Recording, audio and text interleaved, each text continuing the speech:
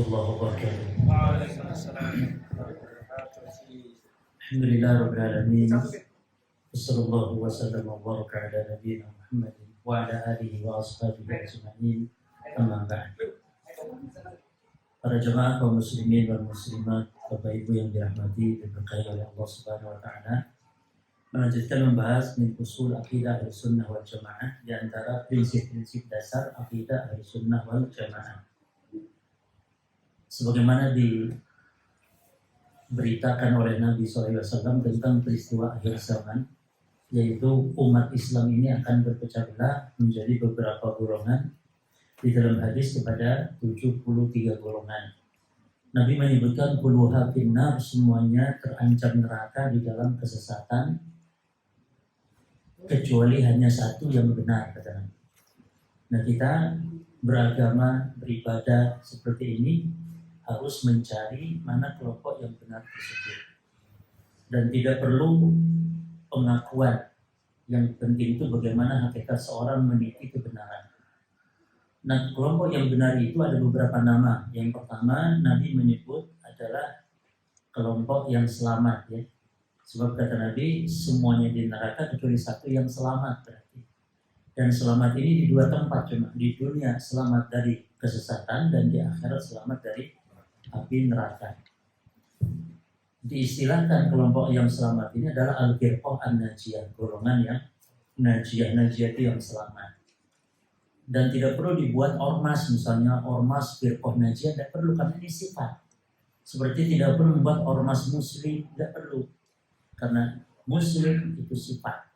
Sebagaimana firqah najiyah juga sifat, ahli sunnah wal jamaah juga sifat, ya. Yang seorang muslim harus menempuh meniti golongan ini. Golongan ini tidak ada istilah pemimpinnya, anggota jamaahnya berapa orang, tidak ada. Tapi setiap muslim wajib untuk meniti golongan yang selamat ini, yaitu jalan Rasul dan para sahabat. Kita lanjutkan berjamaah di halaman 9, ya. Di situ disebutkan tentang bagaimana dahulu orang-orang Yahudi ingin memecah belah kaum muslimin, Rasul dan para sahabat saat itu. Hawal al-Yahud tafriqal muslimin wa raddahum an dinihim. Di halaman 9, orang Yahudi berusaha untuk tafriq, memecah belah al-muslimin, kaum muslimin, wa raddahum an dinihim, dan mengembalikan, yakni memurtadkan kaum muslimin dari agamanya. Ini Allah abadikan di dalam Al-Quran di surah Ali Imran ayat 72. Ya. Akan tetapi rencana buruk mereka itu Allah gagalkan. Ya. Rencana buruk mereka Allah gagalkan. Lakin hikmatu lam tanjah. Tapi maka rencana buruk mereka tidak berhasil, li'anna Allah kasyafaha wa fadhaha, karena Allah Ta'ala membongkarnya, Allah Subhanahu wa Ta'ala yakni mengungkapkan atau mengungkapnya. Itu pertama. Yang kedua lagi, hawalu maratan tsaniyatan. Yang kedua kalinya berusaha untuk memecah belah kaum muslimin dengan cara apa? Fa'akhadhu yudzakkiruna al-ansar, yang dibujuk, dipanas-panasi, diprovokasi orang-orang Ansar. Ya, majara bainahum min adawatin wa hurubin qabla al-Islam. Yaitu mereka dahulu sebelum Islam kan suka perang antara suku Aus dan suku Khazraj. Nah, oleh orang-orang Yahudi dikompor-kompori lagi, padahal itu Allah sudah persaudarakan dalam Islam. Ya. Suku Aus dan suku Khazraj Allah persaudarakan dalam Islam yang sebelumnya ratusan tahun loh jemaah. Dia berperang antara dua suku besar di Madinah, ya, suku Aus dan suku Khazraj. Nah, itu dibisik-bisikan lagi, diprovokasi oleh orang-orang Yahudi supaya mereka saling bermusuhan kembali. Namun tetap fakasyafallahu khifatahum, Allah pun membongkar lagi rencana buruk mereka. Sehingga kaum muslimin di zaman itu tetap bersatu berjemaah di atas kebenaran, dibimbing oleh Rasul sallallahu alaihi wasallam. Ya. Ini Syekh menceritakan ini, artinya umat di zaman itu tetap bersatu. Tidak ada perpecahan di zaman Rasul dan para sahabat, walaupun berusaha orang-orang Yahudi, orang-orang kafir, orang-orang munafik berusaha memecah belah. Ya. Wajah Nabi sallallahu alaihi wasallam ila Ansar fa wa'adhahum wa dzakarahum bi ni'matil Islam. Nabi pun mendatangi kaum Ansar, Nabi menasihati mereka, mengingatkan mereka tentang nikmat Islam, tentang wajtima'ihim bihi, dan nikmat bersatunya mereka badal furqah setelah berpecah belah sebelum Islam datang, yakni berperang, gitu ya, saling bermusuhan. Akhirnya setelah dinasihati oleh Nabi, fa tasafahu wa ta'anaku, mereka saling berpelukan, ya, saling bersalaman, saling berpelukan. Fashilat khitatul Yahud, akhirnya gagallah rencana Yahudi dan tetap umat muslimin saat itu umatan wahidatan, umat yang satu. Allah Ta'ala amaruhum bil ijtima', dan Allah perintahkan untuk bersatu. Jelas ya? Di atas apa persatuannya? Cuma di atas kebenaran, mengikuti jalannya Rasulullah dan para sahabat. Baik. Dan ini Allah abadikan di dalam surah Al-Imran. Kalau kita baca dari mulai ayat 103 ya, sampai 104, 105 terus. Di situ kata Allah, wa'tasimu bihablillahi jami'an wa la tafarraqu. Bersatulah kalian di tali Allah, yakni di agama Allah, di dalam sunnah Nabi, jangan berpecah belah. Lalu Allah mengatakan, wadhkuru ni'matallahi alaikum id kuntum a'daan fa'alafa baina qulubikum. Ingatlah nikmat Allah saat kalian dulu bermusuhan, saat kalian dulu saling berperang satu sama lain, suku Aus, suku Khazraj. Ingat kata Allah, wadhkuru ni'matallahi alaikum id kuntum a'daan, lalu fa'alafa baina qulubikum. Lalu Allah lembutkan, Allah persatukan hati kalian. Sebelumnya kalian ada di atas apa? Jurang neraka. Wa kuntum ala syafa hufratin minan nar. Sebelumnya kalian ada di jurang neraka ini. Artinya di jurang kebinasaan karena berperang, berpecah belah dan seterusnya. Akhirnya Allah Subhanahu wa taala mengumpulkan mereka. Baik. Para jamaah sekalian, lihat di halaman 15. Di situ ada hadis Nabi bersabda bahwa orang Yahudi berpecah kepada 70 golongan. 71 Yahudi. Itraqatil Yahud ala ihda wa sab'ina firqah. Ya, di halaman 15. Lalu Nasrani berapa? Itraqatil Nasar ala thintain wa sab'in firqatan. Kalau Nasrani 72. Yahudi yang 71, yang benarnya satu Yahudi. Siapa Yahudi yang benar? Yahudi yang di zaman Nabi Musa, yang mengikuti ajaran Nabi Musa, itu yang benar. Mereka akan masuk surga nantinya, Yahudi tersebut. Jelas jemaah? Berarti di zaman Nabi Musa ada juga Yahudi-Yahudi yang berpecah, yang sesat, yang keluar dari ajaran Nabi Musa. Orang-orang Nasrani yang di zaman Nabi Isa 72 pecah, yang satu benar dan dia yang akan masuk surga. Jelas jemaah? Adapun umat Islam kata Nabi 73, yang benar juga cuma satu, yang 72 tersesat. Cuma yang 72 ini jemaah tidak harus kekal di neraka. Kalaupun tersesat sesuai dengan kesesatannya. Karena kesesatan umat Islam ini ada yang sampai taraf kekufuran, seperti mengikuti agama Syiah misalnya, itu tarafnya taraf kekufuran. Ada yang tersesat tapi tidak sampai. Ya. Cuma yang jelas mereka keluar dari, yang menyimpang, menyelisih dari ajaran sunnah Rasul SAW. Berarti umat Nabi Musa ada yang benarnya, ada golongan yang benar. Umat Nabi Isa ada yang benar. Umat Nabi Muhammad juga demikian. Lalu Yahudi sekarang, Nasrani sekarang ada yang benar? Jawabannya tidak ada. Karena sejak Nabi Muhammad diutus, siapapun Yahudi atau Nasrani harus beriman kepada Nabi Muhammad. Dan Yahudi yang mengikuti ajaran Musa dan Nasrani yang mengikuti ajaran Nabi Isa pasti akan beriman kepada Nabi Muhammad, akan meninggalkan syariat Musa dan syariat Isa. Siapa contohnya? Contohnya Tamim Ad-Dari, contohnya Abdullah bin Salam, ya, sahabat-sahabat yang beriman kepada Nabi karena mengikuti ajaran mereka dulu. Karena Nabi Isa di dalam Taurat, Nabi Isa di dalam Injil, Nabi Musa di dalam Taurat, di situ ada tercantum bahwa akan ada Nabi yang bernama Ahmad atau Muhammad yang harus diikuti. Wa qala Isa bin Maryam ya bani Israil inni rasulullah ilaikum musaddiqan lima bayna yadayya min at-Taurat wa mubashshiran bi rasulin ya'ti min ba'dihi ismuhu Ahmad. Jadi Nabi Isa, para jemaah sekalian, sudah menyampaikan kabar. Bahkan jemaah, bahkan orang-orang Yahudi sebenarnya tentang ciri-ciri Nabi Muhammad sebagai Nabi yang harus diikuti, Rasul yang harus diikuti, itu kenal sekali betul persis seperti mereka mengenal anak-anak mereka. Maka Allah menggambarkan kenalnya Yahudi dengan Nabi Muhammad, tahunya Yahudi dengan Nabi Muhammad, itu persis seperti mereka mengenal anak-anak mereka. Kita kan paling tahu karakter anak juga. Ya, anak walaupun jenengan punya anak 7, 10 pun masing-masing karakter kita tahu. Nah, diibaratkan demikian. Namun ketika datang Nabi Muhammad karena dia bukan orang Israel, bukan keturunan Israel, akhirnya diingkarinya karena kesempurnaan. Sehingga Nabi Muhammad SAW tidak diimani. Padahal dia tahu Nabi Muhammad itu Rasul. Ini menunjukkan kalau iman di hati saja tidak cukup. Karena kalau iman cuma di hati, Yahudi itu beriman. Kalau Nabi Muhammad, Nabi dan Rasul, hatinya tok. Tapi mereka tidak mau untuk taat mengikuti. Abu Thalib, ya, bahkan Abu Thalib sampai menyenandungkan syair. Laqad alimtu bi anna dina Muhammadin khairul adyan bariyati dinan. Sungguh saya tahu, kata Abu Thalib, Muhammad agama Rasul, agama Muhammad itu adalah sebaik-baik agama. Cuma Abu Thalib kenapa tidak beriman kepada Nabi? Karena takut dicela oleh kaumnya. Nah, di antara faktor jemaah, di antara faktor penghalang hidayah itu apa? Takut dicela oleh orang, oleh keluarga, oleh tetangga, oleh orang sekampungnya, sehingga dia tidak ikuti kebenaran. Jelasnya?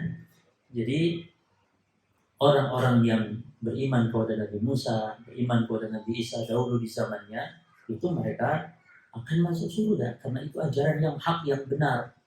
Namun setelah Nabi Muhammad diutus, kalau masih ada yang mengikuti agama Nabi Musa, maka itu agamanya sudah tertolak.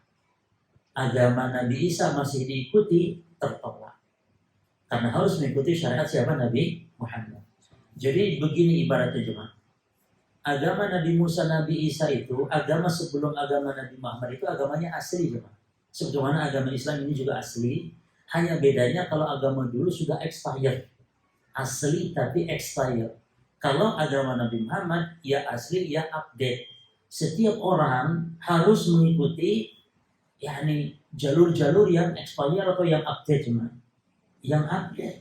Jadi kalau jenengan pulang ke akhirat bawa agama Nabi Musa asli memang, tapi expired, tidak diterima oleh Allah. Makanya Nabi mengatakan, "Waladhi nafsu Muhammadin biyadih," demi Allah yang jiwa Muhammad ada di tangannya, kata Nabi. "La yasma'u bi ahadun min hadhil ummah yahudiyyun wala nasraniyyun." Tidaklah dari umat ini, baik Yahudi atau Nasrani, yang mendengar tentang aku. Jadi Yahudi Nasrani di umat ini, maknanya berarti Yahudi Nasrani itu umat Nabi Muhammad. Karena siapa orang yang hidup di zaman Nabi Muhammad diutus, apapun agamanya, tetap umat Nabi Muhammad yang berkewajiban beriman kepada Nabi Muhammad maknanya.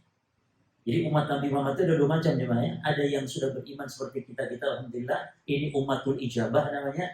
Ada umat Nabi Muhammad yang tidak atau belum beriman, tapi hidup di zaman Nabi diutus, hidup di zaman Rasul diutus, setelah Nabi Muhammad diutus, maka itu umat juga. Maka Nabi menyebut min hadhil ummah yahudiyyun wala nasraniyyun. Siapa yang mendengar tentang aku dari umat ini, baik Yahudi Nasrani, namun walam yu'min bila diursiltu bihi, tapi tidak beriman kepada apa yang aku bawa, Islam yang aku bawa, maka fa'in fakana min ashabin nar, maka dia menjadi penghuni neraka jahanam. Jadi terancam mutlak jemaah. Maka jangan tidak boleh ragu mengatakan Yahudi sekarang kafir apa iman apa muslim. Enggak boleh.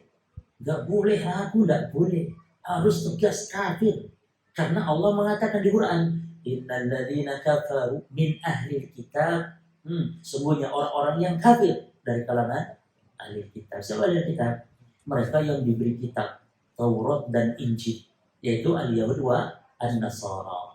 Itu mereka kata Allah kafir. Laqad kafara alladziina qalu inna Allaha thalithu tsalatsa. Sungguh telah kafir kata Allah orang yang mengatakan Allah itu trinitas. Tegas dalam Quran juga. Jadi mereka kafir. Jangan ragu mengatakan mereka kafir, tapi kalau manggil nggak boleh. Wahai kafir, nggak perlu. Karena Nabi pun manggil orang kafir dengan panggilan sopan. Rasul panggil pamannya ya Ami, wahai pamanda, wahai paman. Sopan Nabi SAW.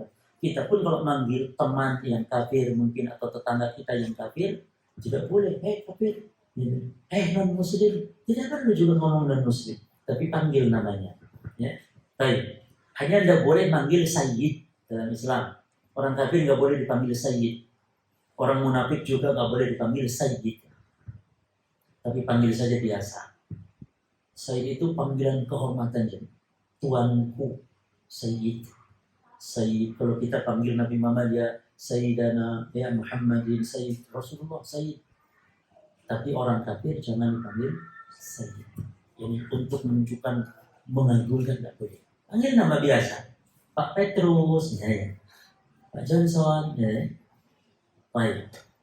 Kemudian berjamaah di hadis ini kata Nabi, umat Islam 73. Ya. Ila wahidatan, kecuali satu yang selamat. Qulna man ya Rasulullah, ditanya Rasul siapa yang selamat itu, kata Nabi. Nabi menyebut enggak si fulan, kelompok A, B, C, enggak, tapi Nabi menyebut sifatnya.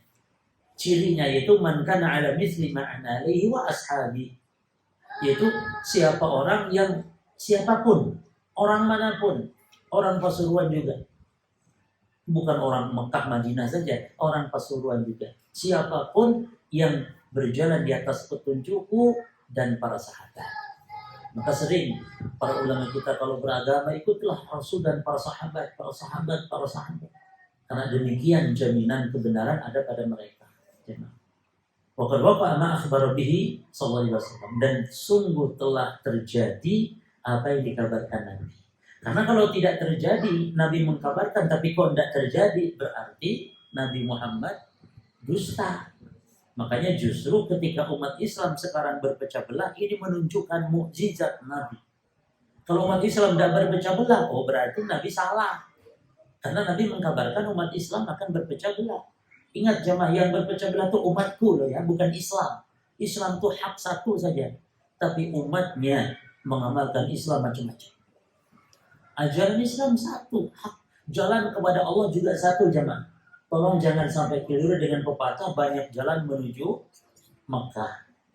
Jalan ke Mekah memang banyak. Jalan untuk menuju ke Roma banyak. Tapi jangan dikiaskan dengan jalan menuju Allah. Kalau jalan menuju Allah, kebenaran hanya satu. Dan Allah menyebutkan, wa inna hadha sirati mustaqim. Sesungguhnya ini adalah jalanku yang lurus, kata Allah. Nabi Muhammad SAW ketika membuat permisalan jalan yang benar kepada para sahabat, Nabi membuat jalan yang lurus, membuat garis lurus. Jelas sebenarnya, ini bagaimana Nabi cara ya menjelaskan ilmu kepada para sahabat. Kadang dengan praktek-praktek seperti ini. Nabi membuat garis lurus, lalu Nabi membuat garis di kiri kanannya. Kata Nabi, yang lurus ini ada sabilullah, ini jalannya Allah dan cuma satu. Lalu yang di kiri kanan, ini kata Nabi subul, yang Allah sebutkan dalam ayat tadi. Maka Nabi langsung baca ayat tadi, wa anna hadza sirati mustaqima fattabi'uhu wa la tattabi'us subul. Inilah jalanku yang lurus, kata Allah, dan jangan kalian ikuti subul. Yang Nabi menyebut subul itu jalan di kiri kanannya. Yakni kesesatan, penyimpangan, ya, kerancuan-kerancuan ini. Kekufuran, liberalisme, macam-macam di sini. Ibadah yang ada contohnya, ya kesyirikan, kebid'ahan, ini semua ini subul. Makanya Ali bin Abi Thalib, Ibnu Abbas, dan para ulama-ulama sahabat tadi menafsirkan subul apa? As-subul ya al-bid'ah wa dhalalat. Subul yang dimaksud yakni jalan-jalan yang banyak, subul yakni kebid'ahan dan kesesatan. Luar biasa jemaah tafsiran Rasul. Maka keliru. Yang penting kan tujuannya sama kepada Allah. Sekarang mau cara ini, mau cara itu, tidak masalah. Mau liberal, mau ikut aliran, mau Syiah, mau macam-macam, tidak masalah. Lah ya jemaah. Apalagi orang liberal ngomongnya apa? Semua agama tidak masalah, semuanya kan Yahudi ya tujuannya Allah, Nasrani ya Allah tujuannya. Ini tambah kacau lagi. Jadi jalan kebenaran hanya satu dan tidak perlu kita klaim kebenaran hanya milik kita. Tidak. Siapapun umat Islam yang berjalan di atas jalan itu maka dia di atas kebenaran. Tidak namanya. Jadi kapan terjadi perpecahan? Fatafarraqatil ummatu fi awakhiri asri sahabah. Maka berpecahlah umat Islam di akhir masa sahabat. Makanya kelompok yang mengingkari takdir itu pertama kalinya manusia bernama Ma'bad al-Juhani di negeri Basrah, itu di zaman akhir sahabat, di zaman Ibnu Umar di negeri Basrah. Manusia pertama yang nyeleneh tentang takdir, mengingkari takdir, yang nanti ini mesti banyak pengikutnya. Tidak mungkin jemaah, setiap kesesatan pencetus pertama dari yang menanggung dosanya, dan pasti akan muncul pengikutnya. Lah di Indonesia saja jemaah ya, yang sholat menghadap wetan dulu jemaah, no pengikutnya. Pokoknya kesesatan apapun mesti no pengikutnya. Jangan khawatir, jangan khawatir jemaah. Mesti siap pengikut-pengikut yang mengikut sesat itu banyak. Dan itu sudah 90. Ya. Nah, jadi di awal muncul perpecahan itu, yang muncul kesesatan itu di zaman siapa? Akhir sahabat. Ya. Seperti Khawarij. Khawarij itu yang kelompok yang ekstrim yang mengkafir-kafirkan umat Islam. Biasanya dia mengkafir-kafirkan pemerintah, mengkafir-kafirkan juga yang membantu pemerintah dari aparat-aparatnya, termasuk mengkafirkan pula rakyat yang tidak mengkafirkan pemerintah. Jadi ini kafir berantai gitu. Mengkafirkan berantai. Jadi antum semua juga dikafirkan kalau antum tidak mengkafirkan pemerintah. Nah itu juga muncul, bahkan inilah firqah pertama muncul dalam Islam. Itu juga muncul di zaman sahabat, yaitu Ali bin Abi Thalib dibunuh oleh siapa? Oleh Abdurrahman bin Muljam, orang Khawarij yang baca Qur'annya luar biasa, yang rajin tahajudnya, yang puasa sampai cekung matanya karena banyaknya puasa, karena lemesnya sholat malam terus, ahli ibadah tapi berpemahaman sesat. Ali bin Abi Thalib dibunuh. Ahlu surga berjemaah, menantu Rasul dibunuh karena sebab dikafirkan. Kalau Ali dikafirkan, apalagi Jokowi. Ali bin Abi Thalib saya dikafirkan sama, apalagi pemerintah kita, apalagi presiden kita dikafirkan. Sehingga pokok semua presiden, semua raja, hatta raja Saudi berjemaah, Saudi, negara Saudi saya dikafirkan. Apalagi yang selain Saudi gitu, yang Saudi saja yang melaksanakan syariat masih dikafirkan karena sebab kebijakan-kebijakannya. Nah, ini Khawarij namanya. Nah itu juga muncul di zaman sahabat, biangnya atau gembongnya, di mana terjadi perpecahan, peperangan ya di zaman para sahabat. Itu ulah siapa? Ulah provokator, yaitu orang-orang Khawarij. Sampai Utsman terbunuh itu dari permulaan dari Utsman. Utsman terbunuh lalu kemudian di zaman Ali bin Thalib. Kesimpulannya zaman bahwa perpecahan pertama kali muncul di zaman akhir sahabat, dan dimaksud perpecahan ini kelompok-kelompok yang menyimpang dari kebenaran. Jelasnya. Semoga Allah menjaga negeri kita, khususnya pada gini sekarang menjelang pemilu jemaah ya. Semoga menjaga, semoga pemerintah kita, pemimpin kita diberi kekuatan, kemampuan oleh Allah, diberi ketakwaan, diberi hati yang senantiasa cinta dengan rakyatnya, diberi kesehatan. Demikian pada zaman senantiasa kita doakan. Ciri ahli sunnah itu mendoakan baik kepada pemimpin. Ciri ahli bid'ah mendoakan jelek kepada pemimpin. Itu cirinya. Kita lihat kalau ada ustaz jelek-jelekan pemerintah, sudahlah, tidak usah ngaji kepada ustaz seperti itu. Jelas ya, jelas itu. Itu Imam Al-Barbahari mengatakan, man da'a ila sultan bahwa min ahli sunnah insyaallah. Siapa yang mendoakan baik kepada pemimpin maka ahli sunnah insyaallah. Baik, selesai kita tolong kasih tanda ya. Halaman berapa? 16 ya. Baik. Karyawan akhwat ya. Siapa nama orang yang sekat pertama kali dalam mengingkari takdir di negeri Basrah? Siapa namanya? Karyawan akhwat. Nanti kalau tidak bisa dilempar ke para siswa. Ayo ibu-ibu, mana akhwat? Ayo akhwat. Siapa nama orang pertama yang nyeleneh tentang takdir, mencari takdir itu di zaman akhir masa sahabat? Dia asal dari negeri Basrah. Dia mengingkari takdir. Namanya Itu hanya roda ini. Di Ya. atau mungkin belum bilang. Apa itu? Lempar dulu. Ayo Ikhwan. Siapa nama orangnya? Salah tiga. Tadi Aida. terakhir padahal. Aida. Harus tahu, tidak apa-apa. Tahu orang sesat, jadi kita tahu apa kesesatan, supaya kita menghindarnya. Ayo karyawan. Si, tentu bukan karyawan, ini karyawan dulu. Karyawan. Karyawan dulu. Tadi. Apa? Islam. Siap. Ya wis. Mana? Ganti soal ya. Baik. Yahudi kata Nabi dalam hadis pecahnya kepada berapa golongan? Yahudi. Lah angkat tangan dulu. Karyawan mana? Antum ya, berapa? Yahudi loh ya. 71. Betul. Baik. Hah? Kalau akhwat, kalau Nasrani berapa kata Nabi? Pecahnya kepada berapa golongan? Hah? 72, betul ya? 72 ya? Ya wes. Siapa yang jawab itu? 3. Siapa jawab? Karyawan. Karyawan. Toib. Ahwat, ini Umum, apa umum? umum. Tolong dijawab, di Madinah ada 2 suku besar yang suka perang itu sudah ratusan tahun, datang Islam damai. Suku apa? Suku Aus dan? Hah? Enggak, itu jorot-jorot salah, jorot-jorot apa? Suku Aus dan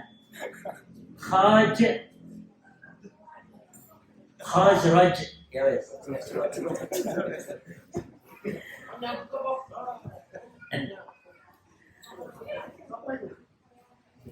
Ikhwan, apa bedanya ahli sunnah dengan ahli bid'ah dalam masalah sikap kepada pemerintah? Salah satu bedanya. Ikhwan.